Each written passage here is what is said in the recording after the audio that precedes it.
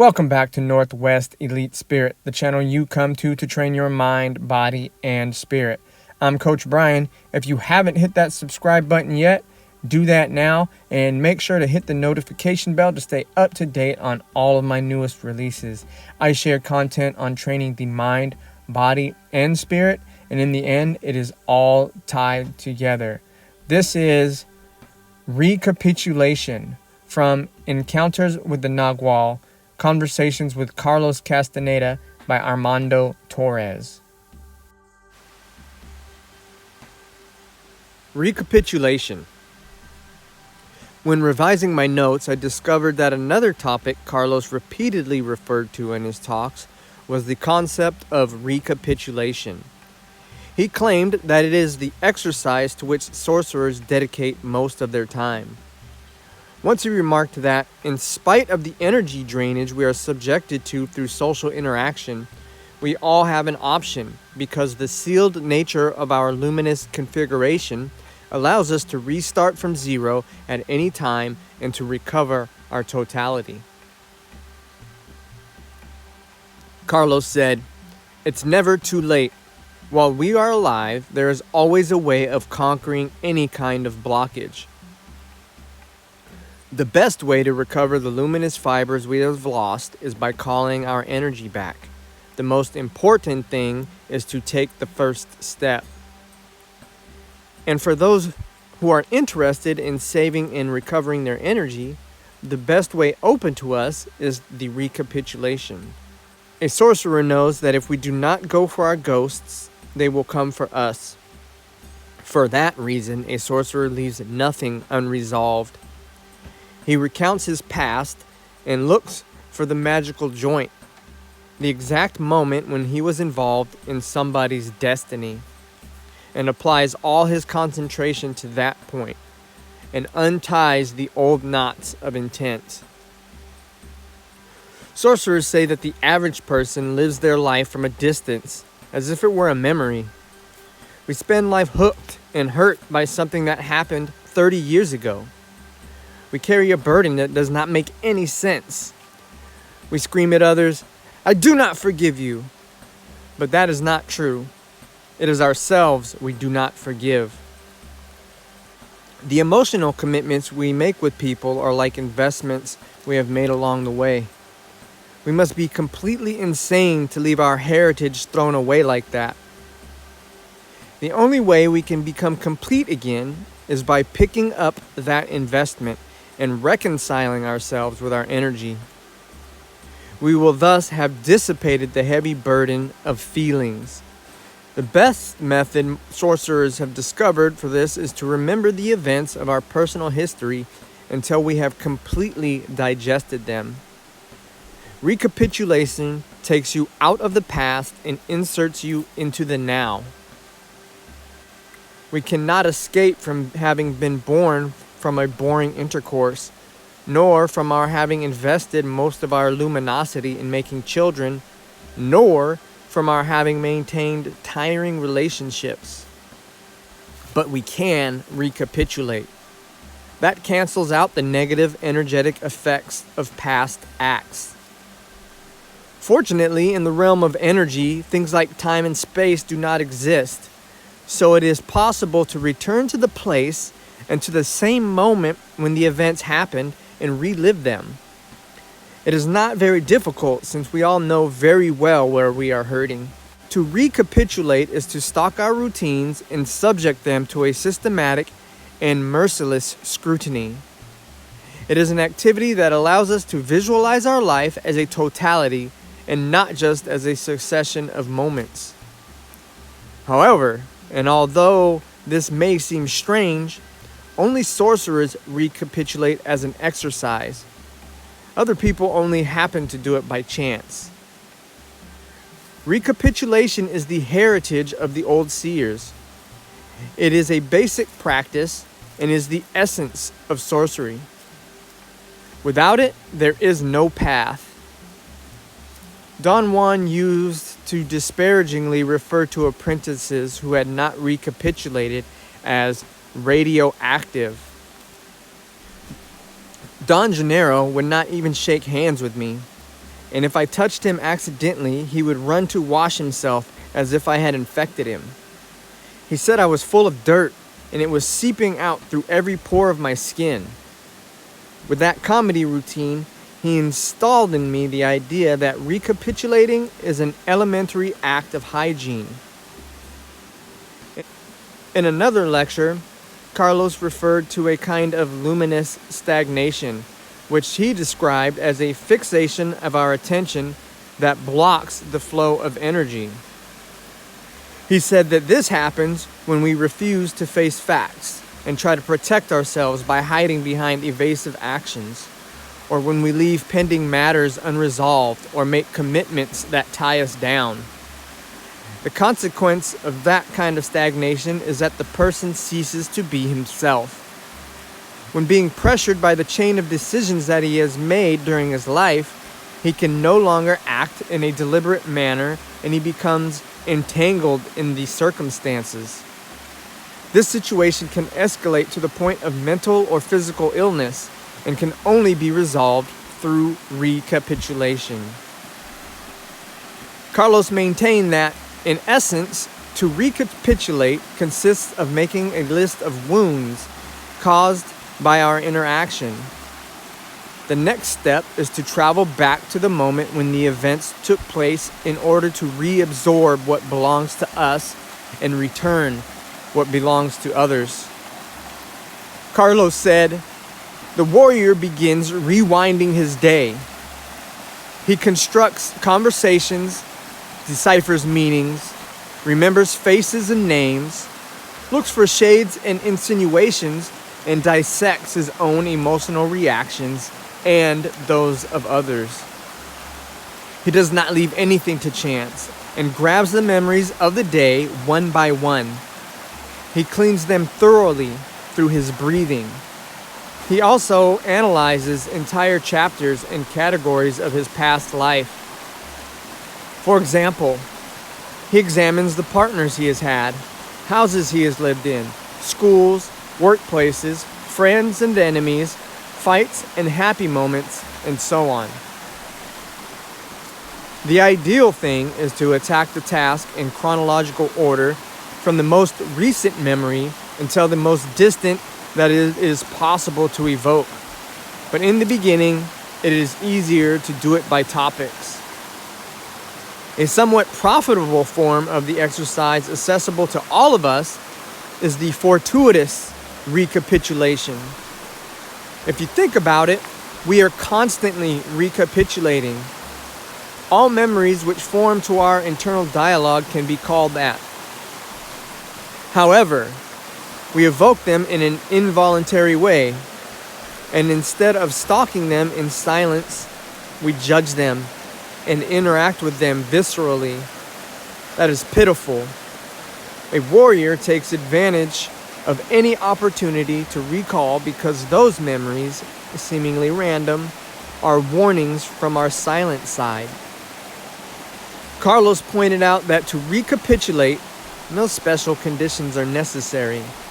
We can try the exercise anytime or any place, whenever or wherever we feel moved to do it.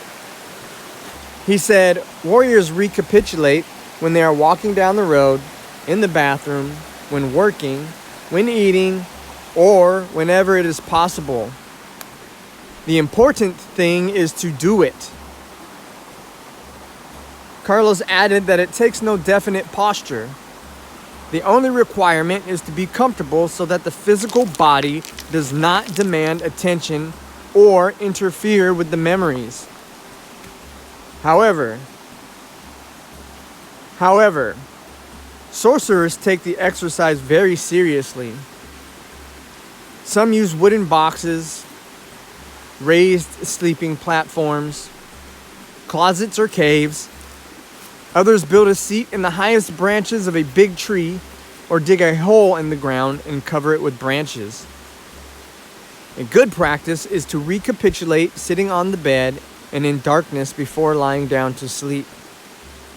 Any means that isolates us from the environment is good for formal recapitulation. Once we have located an event and recreated each of its parts, we have to inhale to recover the energy that we left behind, and exhale fibers that others deposited in us. Breathing is magical because it is a function that gives life. Carlos explained that this kind of breathing should be accompanied by a lateral movement of the head, which sorcerers call to fan the event. Somebody asked him if it is necessary to breathe from right to left or vice versa. Carlos replied, "It does not matter. It is energetic work and there is no fixed required pattern. What counts is the intent. Breathe in when you try to recover something and blow back all that does not belong to you. If you do that with the totality of your history, you will stop living entangled in a chain of memories. Instead, you will be focused in the present." Seers describe that effect as facing facts as they are, or as seeing time objectively. Someone asked Carlos what we have to do with our memories once we locate them, whether it means to examine them with some psychoanalytical method or something like that. Carlos answered, "It is not necessary to do anything in particular. Memories will find their own course, and luminosity is reordered by itself through the breathing. Just try it. Make yourself available to do it, and the Spirit will tell you how to do it." Recapitulation starts from inside and sustains itself. It is a matter of silencing the mind, and then our energy body will take control by doing what is a delight for it to do. You feel well and comforted, and far from draining you, it gives you rest. Your body perceives it as an inexplicable energy bath. But you should have the correct attitude. Do not confuse the exercise with a psychological question. If what you think you need is interpretations, then go to a psychiatrist. He will tell you what to do to continue being the idiot that you are. Neither should you try to find a lesson. Stories with a moral only exist in children's books. Recapitulation is a specialized form of stalking and should be undertaken with a high sense of strategy. Recapitulation is about understanding and putting our existence in order by seeing it as it is without remorse, reproaches, or congratulations, and with a total indifference in a spirit of fluidity and even of humor. Understand that nothing in our history is more important than anything else, and all relationships, in the end, are ephemeral. The important thing is to begin, because the energy we recover from the first intent will give us the power to continue recapitulating more and more intricate aspects of our lives. First, it is necessary to go for our strongest investments, which are our most harrowing feelings. Then we go for those memories that are buried so deeply that we thought we had forgotten them, but there they are. In the beginning, recapitulating can be hard work because our mind is not accustomed to that discipline. But after closing the most painful wounds, energy will recognize itself and we become addicted to the exercise. In that way, each particle of light which we recover helps us to gain more. The moment you begin to prepare to voluntarily unravel the plots of your personal history, you will be taking a decisive step. Responding to another question, Carlos said that recapitulation does not have an end. It should last until the end of our days and beyond. He said, "I stretch my fibers every night while remembering what happened during the day. This way, my list of events stays updated. But once a year, I give myself over to a more complete and total exercise for which I move away from everything for several weeks." He warned us that just because it is a daily practice, we must not see the exercise as a routine. He explained, "If we do not recover the totality of our energy, we will never achieve the power of our decisions. There will always be the background noise of a seemingly foreign command. And without the power of his decisions, a man is nothing. Reliving events is ideal because it cleans the wounds of the past and clears up any congestion of the energy conduits. In this way, you break the fixation of other people's gaze. You expose the patterns of people's behavior, and nothing can hook you again. You become a sovereign being, and you decide what you want to make of yourself. Another question concerned the effects of recapitulation on awareness. Carlos maintained that the exercise has two main effects. He said, the immediate effect is that it stops our internal dialogue. When a warrior is able to stop his dialogue, he tightens the relationship with his energy. Recapitulation liberates him from the obligation of memory and from the burden of feelings. It leaves a residual energy that a warrior can invest toward enlarging the frontiers of their perception. A warrior begins to appreciate the real thing and not the interpretation of it. For the first time, that warrior comes into contact with the consensus of sorcerers, which is the description of a reality inconceivably integrated. It is normal that a warrior at this stage begins to laugh at anything, because energy provides happiness. Thanks to the recapitulation, a warrior is happy, overflowing, or jumps like a child. On the other hand, the warrior begins to become a fearsome person, since having their luminosity intact and their life clean, decisions will no longer be an obstacle for them. A warrior will decide what is necessary the moment they want to, and that, to other people, is scary. This is also the time when the warrior requires an extra dose of sobriety and sanity, because without it, they would take unnecessary risks, endangering both their own security and the security of others. Another effect of recapitulation is that it works as an invitation to the spirit and makes the spirit want to come and live with us. In other words, to remember our past is the most effective method to reunite the physical body and the energy body, which have been separated for years. Carlos went on to say that the sorcerer who has managed to compress the thickest part of his energy is in a state where he or she may intend a feat of perceptual prowess.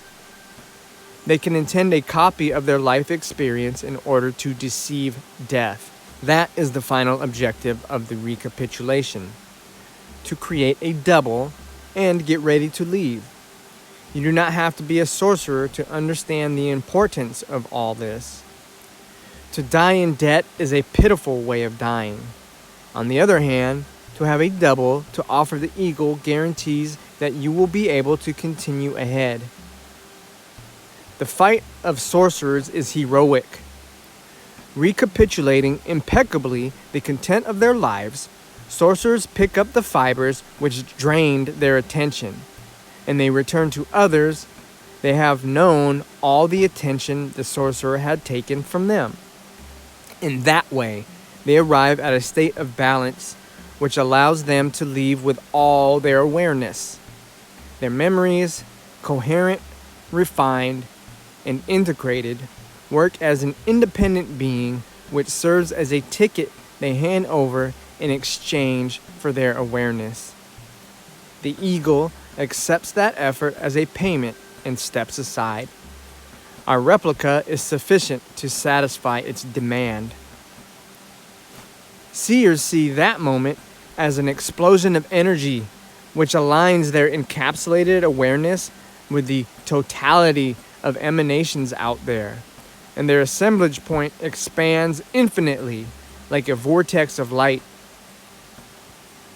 In another talk, Carlos referred to a method designed by the new seers which can be helpful in the exercise of recapitulation. He stated, one of the tasks of sorcerers is to constantly analyze the insinuations of the spirit. For this purpose, sorcerers often use a book of memorable events.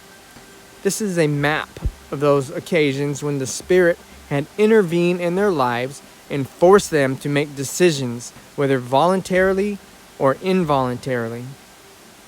Carlos explained that the advantage of this technique is that when we write, we detach ourselves from things and events, at least to a minimal extent, and thus we are able to focus on them with more objectivity. He said, "This book is not about describing our daily routines, but of being attentive to the strange moments in which intent is manifested. Those are magical junctures because they produce changes and they put us face to face with the meaning of our existence." Carlos was requested to give us some examples of this kind of event.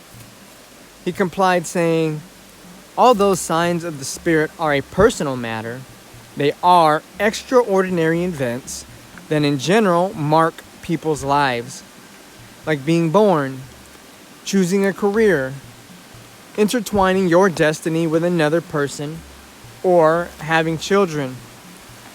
Also, illness and serious accidents are spiritual events because they establish a nexus with death. Or for those who have the fortune of finding a conduit of spirit in a person who is a Nagual, and that is certainly the most memorable possibility of all. The interventions of intent are precursors and are very significant memories for a warrior. They can be used as reference points of where to start when one is exploring episodes of personal history. It requires speed and clarity to select the memorable events and to synthesize them, to extract the personal stuff and leave the magical essence. When properly done, one's collection of the interventions of intent becomes what the new seers call their abstract centers of perception. This is a matrix of intent, which a warrior has the duty of deciphering.